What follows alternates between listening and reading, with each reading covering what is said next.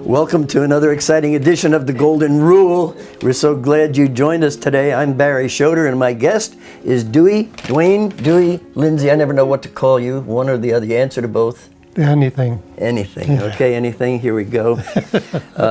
No, Dwayne and I have known each other for quite a long time through our association with Strawberry Lake Christian Retreat and Gerald Erstein and all the retreat ministries around the country. But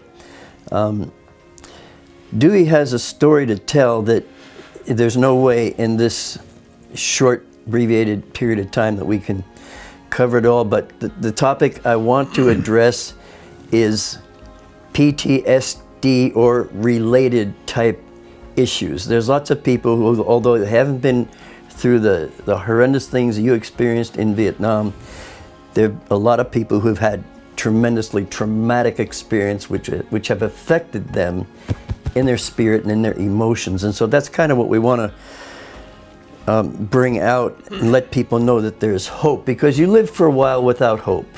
Mm-hmm. It was pretty rough for a number of years. How many years? Well, when I come back from Vietnam, I probably went another 30 years without admitting that I needed help or there was anything wrong with me. 30 years? Yes. I just thought I blocked it out completely out of my life, but it has a way, subconsciously, your inner self remembers these anniversaries, and they would come up and bite you every once in a while. So. Okay, so how did you, after 30 years, so let's backtrack a little bit. You were raised in this area, you joined the military. You weren't married when you joined the military? No, I was drafted into the Army. Okay. At the age of 21. Okay, and you were all set to go to Hawaii? Yeah, I had orders in my hand after basic training to, well, actually after medical training in Texas, I had orders in my hand to go to Hawaii for 18 months to work in a hospital.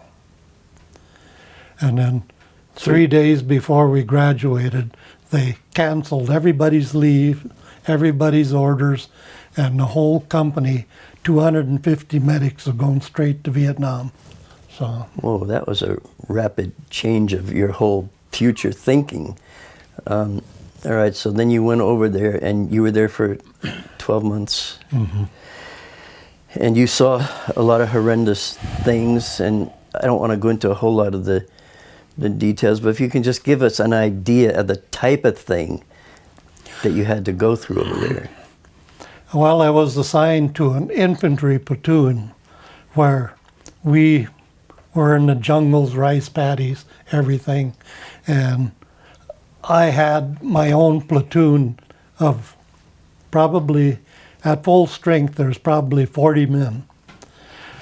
But that wasn't very often. A lot of them would get killed and wounded and sent off, and replacements wouldn't be coming in, so we would get down to as low as 6-7 men to a platoon. It was terrible. And as far as what I seen, I treated men with anything from gunshot wounds to limbs blowed off to, shot in the heart, shot in the head. You name it, I've seen it. And as a medic, you got firsthand. Yes. It was my job to keep them alive long enough to get them on the helicopter so we could send them to a hospital. And so you weren't carrying a gun, but you were under fire. Oh, yeah. I carried a 45, but 45. That's a little better than a slingshot. So anyway, a lot of the guys would come up to me, "Doc, how come you're not carrying a rifle like the rest of us?" I say, if it comes to the time I need one, there'll be plenty laying around. So. Oh, my. Yeah. Okay, so 11 months, 12 months, then you're out, you come back home, you get married then, right? Yeah. How long after you got home? Did you get married? Oh, probably a year and a half, I suppose. All right, so Lorraine, she knew that you'd been in Vietnam, but she knew nothing about... Yeah, we never knew each other until we met after I come back. I see. She was aware of my being in Vietnam, but I didn't let it be known to the general public. I mean, So as far as anybody knew, you were normal. yeah. You just... I just hid everything. But Lorraine, she would see my rage, my anger. I mean, when you see that much trauma and you're part of that much trauma and almost being killed from your everyday, you know, it comes out. And who does it come out to but the one you're closest to? And so it was pretty rough for her. I don't know why she stuck with me at times, but coming back, when I first came back, I tried to, you know, self-medicate, drink my problems away. Oh. Try to There's a lot of that, isn't there? numb it, you know.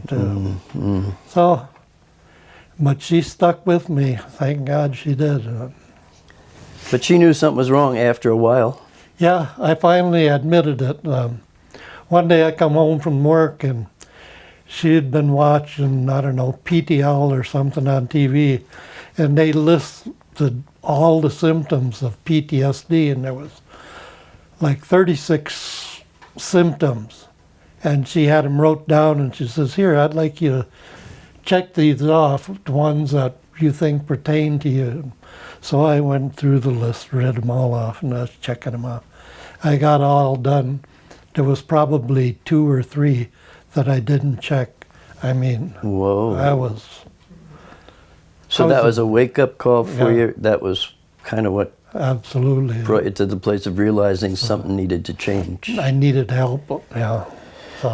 So what was the form of the help?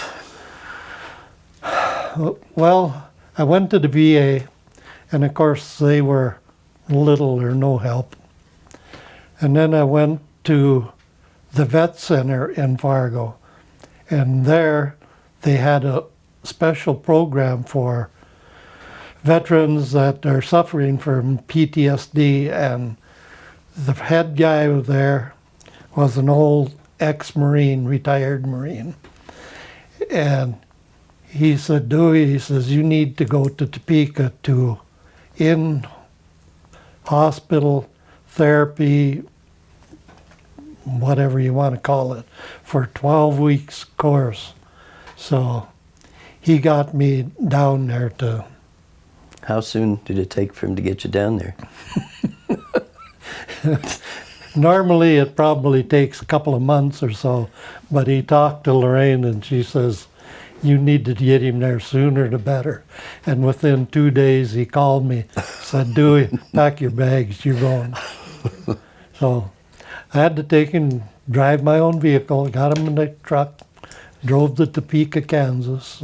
And you had an option concerning the duration of the stay? What was that? Yeah, you're free to leave at any time. They says, we don't force you to do anything. You have to want to be fixed. There was many times I went out and got in my truck. I said, I can't take this. But I'd take the key out of the ignition and go back in again. And I stuck with it. So now before and after, how do you evaluate that 12 weeks in terms of how it enabled you to, did you change, what changed about, did your behaviors change? Did your thinking change? What? Well, they taught us how to recognize when we would be in that stage of going from like a normal person, well, you'll get a little ticked off or angry, and then it's a gradual step by step before you get mad. But in the case of us being in so much trauma, it went from 0 to red rage in a heartbeat. I mean, There was no in between. So we had to learn how to recognize in ourselves how this is coming on and how to avert from this.